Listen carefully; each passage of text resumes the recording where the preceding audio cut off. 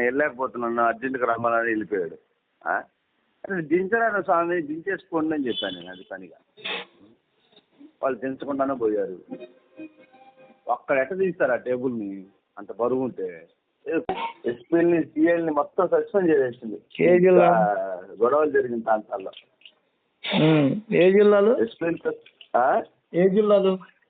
పల్నాడు, తాడిపత్రి, అదే అనంతపురం, పల్నాడు, అనంతపురం, తిరుపతి, చిత్తూరు, పల్నాడు, అనంతపురం, తిరుపతి.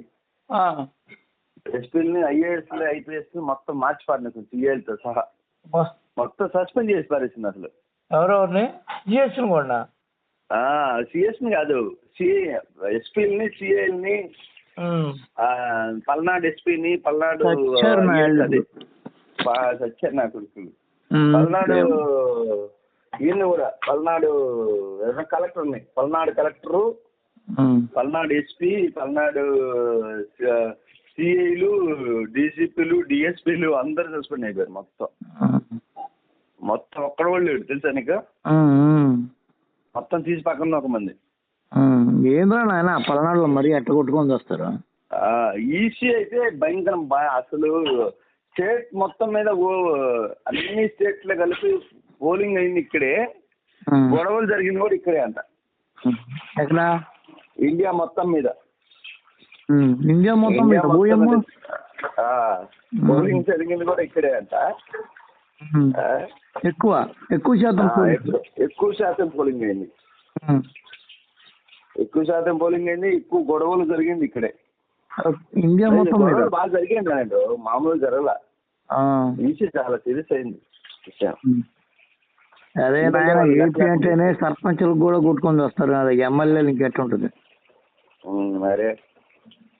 అతిగాళ్ళు బాగా అతిగా ఎక్కువ కొట్టుకుంటారు. అంత ఓవర్ ఏంట్రా నాయన. మరి అందరిని సస్పెండ్ చేసి మొత్తం సస్పెండ్ చేసి గందరగోళం చేసి. అదే చంద్రగిరి దేని గొడవ? చంద్రగిరి అదే వాడు అంటే ఆల్రెడీ ఇంతకు ముందు 2 సార్లు వచ్చాడంట. అప్పటికి నాని చాలా సార్లు ప్రభావం పెట్టాడంట. అప్పటికి ఈయన వాళ్ళు కూడా వైసీపీకి సంబంధించిన వాళ్ళని ప్రలోభ పెట్టాడంట. వాళ్ళందరినీ వేయమని చెప్పి బలవంతం చేశారంట. వాళ్ళని వేయమని చెప్పి బలవంతం చేశారంట. వాళ్ళ ఊర్లో వచ్చేది మా గవర్నమెంట్ అని బెదిరించారంట వాళ్ళందరినీ. ఎవరు? నాని నాని వచ్చేది మా గవర్నమెంటే అని, వచ్చేది మా గవర్నమెంట్ మేము ఎంత చూస్తామని బెదిరించారంట. అది వాళ్ళు సహించలేకపోయారు. ఇంకా సహించలేక వాళ్ళ దాడి చేసేసారు చాలా మంది. కాళ్ళు పగలగొట్టి, అద్దాలు పగలగొట్టి. టీడీపీ వాళ్ళు కూడా మామూలుగా చేయలే అక్కడ. వాళ్ళు చేసిందే ఫస్ట్. వాళ్ళు చేసిన తర్వాత ఇది చేస్తారు సార్. టీడీపీ వాళ్ళు తక్కువ ఉన్నారా ఏంది? వాళ్ళు కసిపోయినారా? వాళ్ళకి డూ ఆర్ డై మ్యాచ్ ఇది. అవును, డూ ఆర్ డై మ్యాచ్ అది. అందుకే వాళ్ళు చచ్చిపోతున్నారు.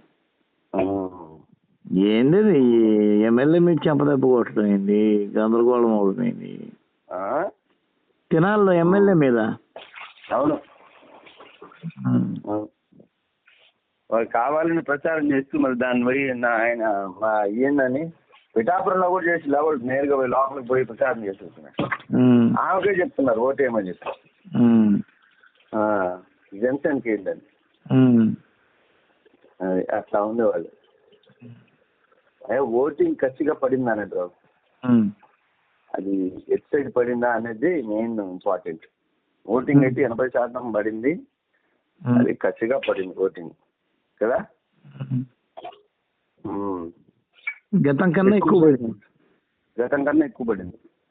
ఎవరికి పడినట్టు ఓటింగ్ అంతా? ఆ ఓటింగ్ అంతా ఎవరికి పడినట్టు ఉంటారు? అదే ఎవరికి పడిందా మరి అంటే వీళ్ళు ఎందుకు తెప్పించారంటే వీళ్ళు ఫిక్స్ అయిపోయినారంట. ఏం చెప్తారంటే వీళ్ళు ఎవరు టీడీపీ వాళ్ళు ఫిక్స్ అయిపోయారు, జగన్ ఓటింగ్ మనకు పడదు అనేది. అందువల్ల ఏం చేశారంటే వీళ్ళకి సంబంధించిన వాళ్ళు మొత్తం ఎక్కడెక్కడన్నా పెండింగ్ ఉన్నారనుకో, ఇప్పుడు వాళ్ళు రాకుండా చాలా మంది ఆగిపోయారు కదా టీడీపీ వాళ్ళు. వాళ్ళందరినీ పిలిపించేశారు, బస్సుల్లోనూ ట్రైన్లలోను. వీళ్ళు చేసే ప్రశ్న మన ఓటింగ్ ఎక్కడుంది చూసుకున్నారు ఫస్ట్ వీళ్ళు. ఇప్పుడు అందుకే 87% పథకాలు ఉన్నప్పుడే భయపడి నేను కూడా పథకాలన్నీ పెట్టాల్సి వస్తుందని చెప్పి పెట్టాడు. అవునా కదా? నేను కూడా అలా చేయకపోతే మనం నష్టపోతామని చెప్పన్న ఉద్దేశంతో పెట్టాడు. ఈరోజు ఏం చేశాడు ఆఖరికి? అది బాగా లెక్క తేలిపోయిన తర్వాత ఇంకా అర్థమైపోయింది విషయం వాళ్ళకి. అరే మనం 87% చంద్రబాబుకి ఖచ్చితంగా మనం మన జనాలను పిలిపించుకోవాలి, మన వాళ్ళు ఎక్కడున్నారు అందరు పిలిపించుకోవాలని. పత్తిపాటి పుల్లారావు అయితే 8కి సాఫ్ట్వేర్ కి సంబంధించిన వాళ్ళని బస్సులు, లారీలు, కార్లు అన్ని పెట్టారంట. దేనికి? హైదరాబాద్ నుంచి వచ్చేదానికి మనుషులకి. మొన్న బస్సు ఒకటి తగలబడిపోయింది కదా, ఓటేసి వచ్చి వాళ్ళు పిలిపించి బస్సు దగ్గర ఓటేసడానికి వచ్చారు వాళ్ళు. అవును. యాక్సిడెంట్ అయ్యి బస్సు పెట్టారు వాళ్ళకి. అవును. యాక్సిడెంట్ అయిన 4 చచ్చిపోయారు వాళ్ళు, 5 మంది 6 మంది. అబ్బో అవును, పేపర్ లో చూసా నేను. అది కారణం ఏంటది? కారణం ఏం లేదు, బస్సు అది యాక్సిడెంట్ అయింది. వాడు నిద్రమత్తులో ఉన్నాడు. అది ఇరుకు రోడ్డు బాగా, అది రోడ్డు రిపేర్ మైండింగ్ చేస్తున్నారు. అది ఎదురుగా టిప్పర్ వచ్చి గుద్దేసింది వాస్తవంగా. వీళ్ళందరూ ఓటింగ్ పోయి ఓటేసుకొని వస్తూ ఉన్నారు. ఓటేసుకొని వస్తుండేసరికి జరిగింది కదా అన్నమాట విషయం. మొత్తానికి కొట్టుకొని వస్తుంది ఏపీ. అవును, ఏపీ అంటేనే సస్పెండ్ చేసేసి వచ్చారు నా కొడుకులు అందరూ. సిఎస్ కి డీజీపీకి సీరియస్ వార్నింగ్. అసలు మిమ్మల్ని ఎందుకు మార్చకూడదు అనిందట ఎలక్షన్ కమిషన్. అసలు మిమ్మల్ని మార్చేయాలి, అసలు మీరు మొత్తం టోటల్ ఫెయిల్యూర్ క్యాండిడేట్ అని చెప్పేసి ఒకటే మాట. ఫెయిల్యూర్ అంటే ఏపీ అంటేనే అసలు టోటల్ సమస్యాత్మక ప్రాంతం రా. అది చిన్న విషయాన్ని కూడా బొగ్గు. మీరు ఎందుకు పట్టించుకోవట్లేదు కదా వాళ్ళ బాధ. మీరు ఎందుకు దాన్ని వదిలేశారు? సమస్యాత్మక ప్రాంతాలను ఎందుకు గుర్తించలేకపోయారు? వీళ్ళు ఏం చేశారంటే లాస్ట్ మూమెంట్ లో మార్చారు తిక్కనాకుడుగా. ఫస్ట్ చేసిన తప్పేది మార్చకుండానే ఉండాలి. ఎందుకు మార్చారు? ఇంకేం టీఎస్ కూడా ఎవరు చేసిన తప్పు చేశారు? ఇన్వెస్టిగేషన్ ఎవరు చేశారని ఇప్పుడు ఇన్వెస్టిగేషన్ చేస్తున్నారు. ఎందుకు జరిగింది? మీరు లాస్ట్ మూమెంట్ లో ఎందుకు మార్చారు? అదేదో ముందే మార్చచ్చు కదా. ఎవరు మార్చిందట? అదే కదా ఇప్పుడు సమస్య. ఈసీ మార్చమని ఆర్డర్ చేసింది. ఆ ఈసీ ఎందుకు మార్చమన్నది, ఆ టైంలో ఎందుకు మార్చాల్సి వచ్చిందని అడిగారు. అది కొన్ని రోజులు వదిలేవచ్చు కదా, ఎందుకు మార్చారు అప్పటికి? ఒత్తిడి ఎందుకు వచ్చింది? ఒత్తిడి, అవన్నీ కారణాలు అడుగుతున్నారంట. ఈవెన్ దీని మీద వివరంగా రాస్తున్నాడు పొద్దున్న లేచి, ఉదయం లేచి ఇదే పని వాడికి. ఎక్కడెక్కడ ఎవరెవరు సస్పెండ్ అయిన మొత్తం వాళ్ళు లెటర్లు తీసుకొని 16 మంది డీసీపీలు, సిఐలు, ఎస్ఐలు మొత్తం సస్పెండ్ అయిపోయారు. అది 16 మందిని మార్చేశారు. ఐఏఎస్ కలెక్టర్లతో సహా 14 కలెక్టర్.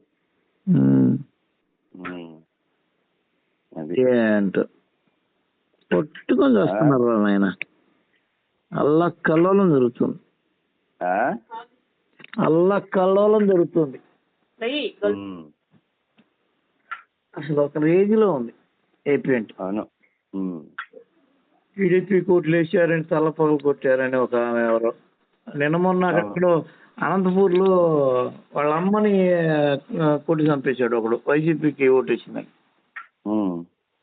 ఏపీ పెడుతుందే ఏదో ఓటింగ్ అంటే ఏదో సరదాగా జరగాల్సిన వ్యవహారం ఇంత సీరియస్ జరుగుతుంది బాబు. కాదులే, వాళ్ళు పరిస్థితులు బాగాలేవు కదా. టీడీపీ పరిస్థితి బాగాలేదంటావు ఈసారి, కానీ బూత్ పోయినట్టే మొత్తం టోటల్ క్లోజ్. నిన్న బొత్స అనౌన్స్ కూడా చేశారు 9వ తారీఖు ప్రమాణ స్వీకారం. అవునవును, బొత్స సత్యనారాయణ కదా. అవును, బ్రాహ్మణ్ ఓటు బ్యాంక్ మొత్తం టీడీపీ పడింది అంటారు. ఏంటి? లేదు ఏంటంటే వదిలేయండి.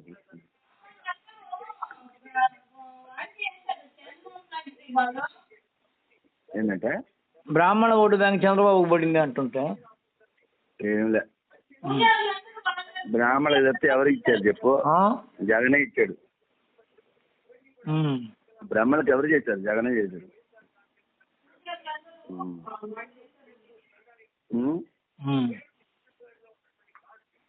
చంద్రబాబు పడింది ఎవరు చెప్పారు అసలు?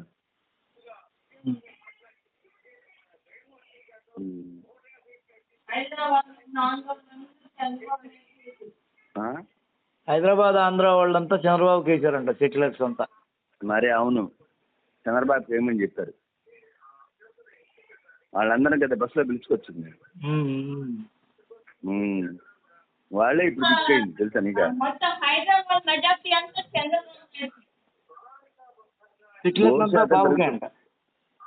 మరి అవును, హైదరాబాద్ సెటిలర్స్ అంతా బాబుకే. ఎందుకంటే వాళ్ళు ఏం లబ్ధి పొందట్లేదు కదా, లబ్ధి పొందిన వాళ్ళు వేరు కదా. ఎవరైతే లబ్ధి పొందారో వాళ్ళు వేసారబ్బా.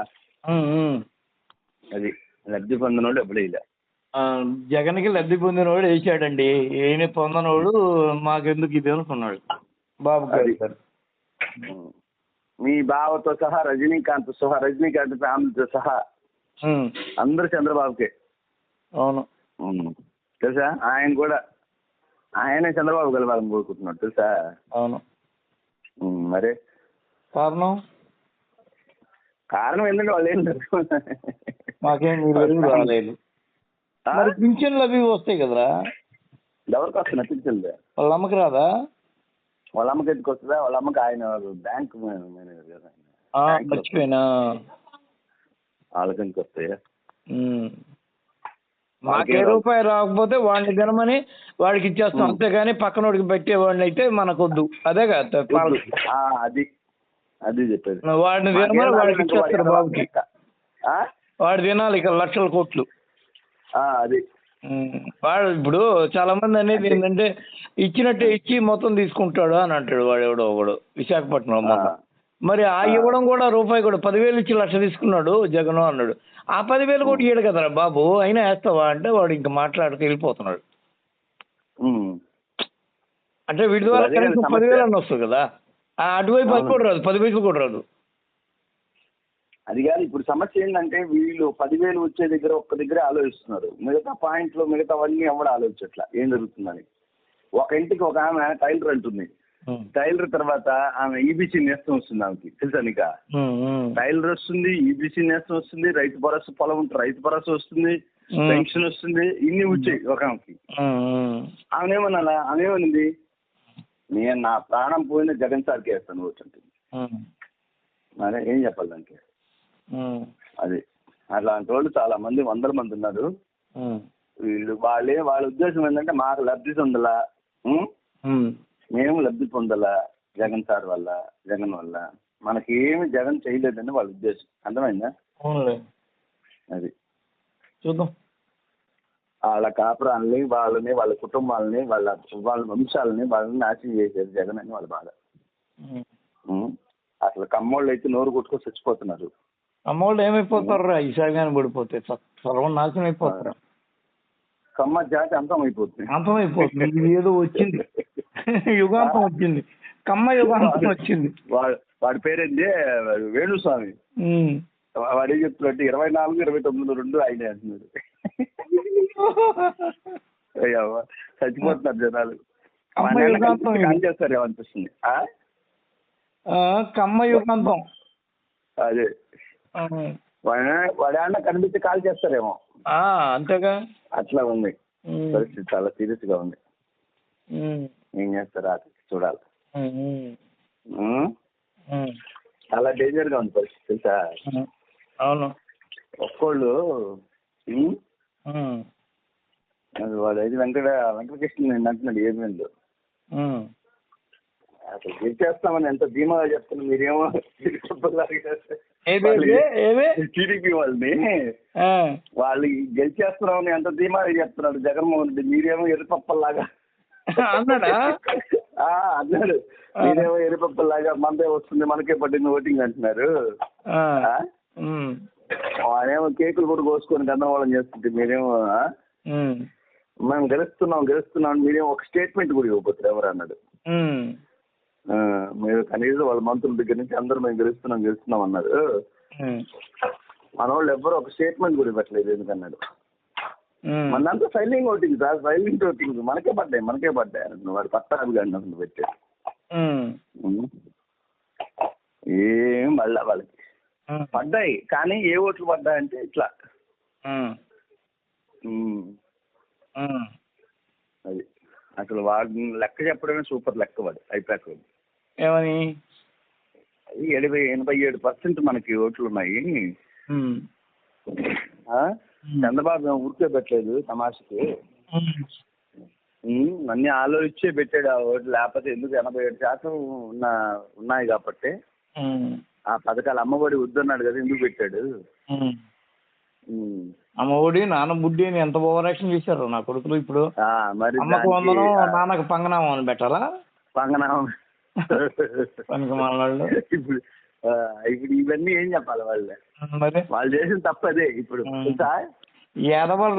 మామూలుగా ఆయన లెక్క ప్రకారం ఆయన అనుకున్న ఇవి పెట్టుంటే బాగున్నాం.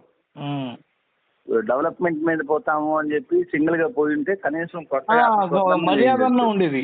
ఏది అరే వీళ్ళ దీనికి కట్టుబడి ఉన్నారు కదా అని, ఆ మాట కట్టుబడి ఉన్నారు వాళ్ళు నమ్మొచ్చు అనుకోవచ్చు. మళ్ళీ ఇంకే వచ్చేసి ఆ రాధాకృష్ణ కూడా అడిగాడు ఏమని, అదే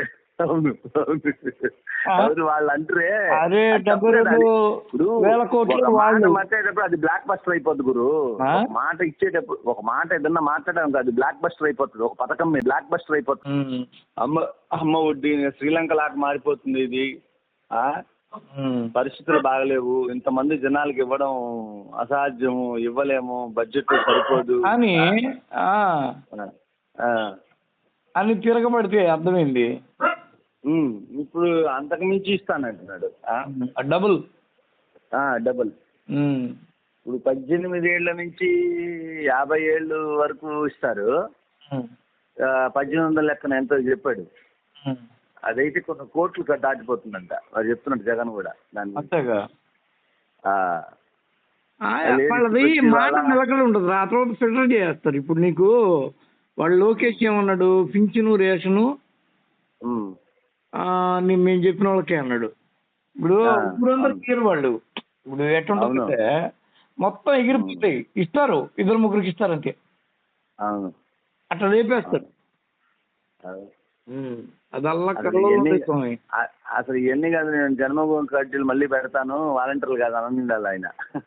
వాలంటీర్ని జన్మభూమి కమిటీలకి హెడ్లుగా, వాలంటీర్లకి కమిటీ వాళ్ళని హెడ్లను పెడతాడు. అదే వాళ్ళ హెడ్లను పెట్టి గందరగోళం చేస్తాడు. ఇప్పుడు సచిన్ గోర్రే అప్పుడు అట్లా రాదులే కానీ పరిస్థితి అంత దూరం వచ్చే పరిస్థితి అయితే ఓకే. వాళ్ళు అదే ముత్తుకుంటున్నారు ఇప్పుడు. చూసా నీకు ఏంది అది ఇంత కాన్ఫిడెన్స్ కి ఎట్లా ఉంటున్నాడు. జగన్ నోట్లో నుంచి కూడా కాన్ఫిడెన్స్ గా మాట్లాడుతున్నాడు. నాకు ఏం అర్థం కావట్లేదు అని వెంకటకృష్ణ అంటాడు. మనం చెప్పలేకున్నామే ఆ కాన్ఫిడెన్స్ వాళ్ళు ఎందుకు చెప్తున్నారు అడుగుతున్నాడు. వాడు పవన్ కళ్యాణ్ అయితే సాయంత్రం వెళ్ళిపోయాడంట. ఓటేసి హైదరాబాద్కి వెళ్ళిపోయాడు మధ్యాహ్నమే. ఓటింగ్ పూర్తి చేసుకోకుండానే పిఠాపురం ఎవరన్నా పోయి దండం పెట్టుకుని వస్తారు, పిఠాపురం పోయి చూసుకుని వస్తారు. అది కూడా మంగళగిరిలో ఓటేసాడు, హైదరాబాద్కి వచ్చేసాడు సాయంత్రానికి మధ్యాహ్నానికి. అంటే ఎట్లా ఉంది వాడి పరిస్థితి.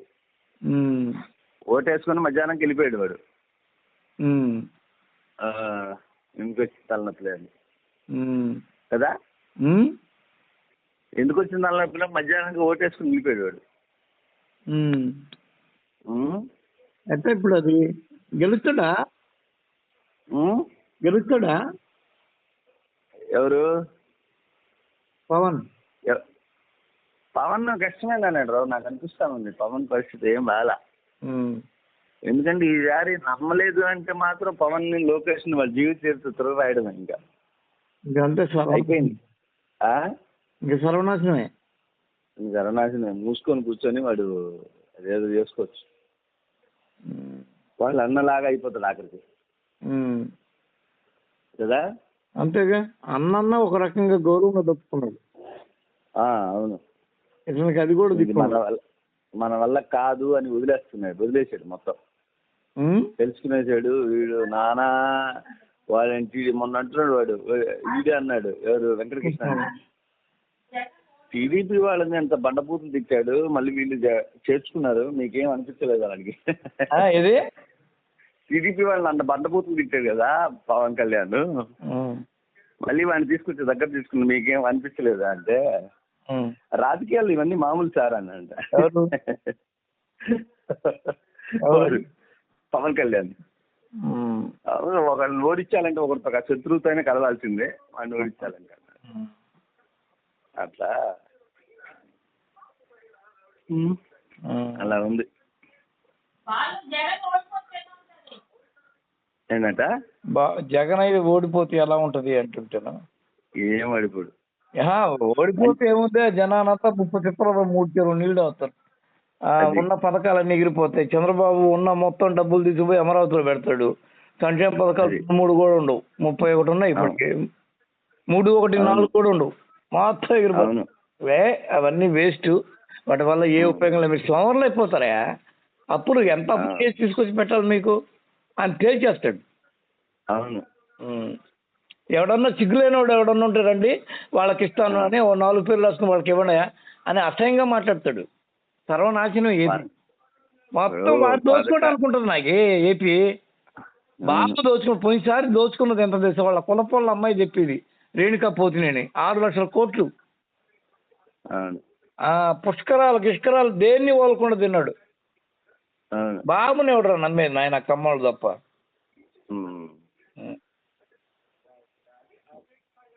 ఎందుకంటే వాళ్ళకి ఏదన్నా దోచుకోవడానికి అవకాశం దొరుకుతుందని వాళ్ళ కింద మీద పడాల్సింది తప్ప, ఏ కులపోడు ఇతర కులపోడు బాబు గెలవాలని కోరుకోకూడదు. అవును. వాళ్ళ అనాలిసిస్ ప్రకారము వాళ్ళు ఏమంటారంటే, ఏదైతే ఎస్సీ, ఎస్టీ, బీసీ మైనారిటీ ఉన్నాయో వీళ్ళ ఓట్లు ఒక్కటి కూడా వీళ్ళకి పడలేదు. అది ఇన్ని లక్షల గొడవలు జరగడానికి కారణం ఏంటి సార్? ఇదే ఎస్టీలు కాలనీలో పోయి పక్కన కొట్టేసి వచ్చారు వీళ్ళు. తెలుసా నీకు? అది అక్కడ మళ్ళీ చుండూరు చేశారు. అదే మాకేరా మీరు అది ఆడ కొట్టింది దెబ్బ ఊర్లో. అవును. పల్లెలో అక్కడ పెట్టరేగింది. అది ఏందోరన్న చంద్రబాబు తాను దోచుకోవడానికి ఉన్నాడు తప్ప పక్కనోడికి కాదు కదా. కనీసం పురుక్కు కూడా ఏ చిన్న మెతుకు కూడా వేయడు. అవును. చంద్రబాబు వరస్ట్మెంట్. నాకు తెలిసినంతలో చంద్రబాబు అనే వాడిని ఒక ప్రపంచం కలిగి ఉండడం అనేది ఆ జాతి చేసుకున్న దురదృష్టం. ఆయన తాపత్రయం అంతా లోకేష్ ని బాగుపరచాలా, లోకేష్ అంత కాకపోతే ఇంకేం కావాలి బొక్క, ఇంకేం లేదు. ఇప్పుడు తెలంగాణ ఎట్టో వదులుచుకుంది చంద్రబాబుని, చంద్రగ్రహణం నుంచి తప్పించుకుంది. ఏపీకి కూడా ఈ దెబ్బకి తేలిపోద్ది ఆ గ్రహణం నుంచి. అవును. అది కానీ తప్పిందంటే బతికిపోతారు ఏపీ వాళ్ళు. అంత పచ్చగా ప్రశాంతంగా ఉంటుందేమో. కాంగ్రెస్ వస్తే అంతా కరెంటు కట్టలు కదా, అష్ట కష్టాలు. రోజు సిరీస్ చేస్తున్నాడు, 800 కోట్లు తీసుకున్నాడు. కాదు, రోజు సిరీస్ చేస్తున్నాడు. ఎవరిది? రేవంత్ రెడ్డిది. రామకృష్ణ ఈ పరిపాలన ఎత్తికెత్తుకున్నాడు. ఎందుకంటే వీడు చెప్పి గెలిపించుకున్నాడు కదా దరిద్రుడు. ఇప్పుడు వీడు నెత్తికెత్తుకున్నాడు అన్నమాట. ఇక్కడ మా ప్రాణం తీయడానికి ఇక్కడ ఒకటే కరెంటు కట్టలు. నిన్న పోయి నేను ఇన్వర్టర్ ఎంత అని అడిగి వచ్చా. ఏం సార్ కాంగ్రెస్ పరిపాలనలో ఇన్వర్టర్ల కోసం ఎంక్వైరీ చేసి వాళ్ళు ఎక్కువ అవుతున్నారు అని అడిగేవాడు షాపు. కరెంటు కట్లు వాటికి హ్యాండిల్ చేయడం రాదు, అంత అతరాకొతనం. అసలు అదే కేసీఆర్ ఉండగా చక్కగా గీత గీసినట్టు జరిగిందిరా పరిపాలన. ఏమో ఇదంతా అల్లకల్లోలం, ఆగం. అసలు కాంగ్రెస్ అంటేనే ఆగంగా ఉంటుందిరా. ఏదైనా ఒక ఆర్డర్లో ఉండదు, వాళ్ళకి ఆర్గానిక్ గా, ఒక రిథమాటిక్ గా ఉండదు, ఆర్గనైజర్ గా ఉండదు. కర్ణాటకలో అదే పరిస్థితి అయింది. అయిపోయింది, సర్వనాశనం వాళ్ళు. అవును. తెలంగాణ కూడా అంతే. ఇంక నుంచి బాంబు పేలుడు, తొక్క, తోటకూర చావాలి. ఎవడి సావు వాడు చావస్తున్నాడు. అవును.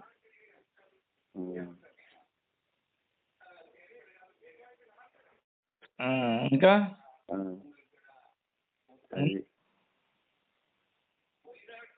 ఇంకా ఆ. ఆ? ఇంకేం సంగతి?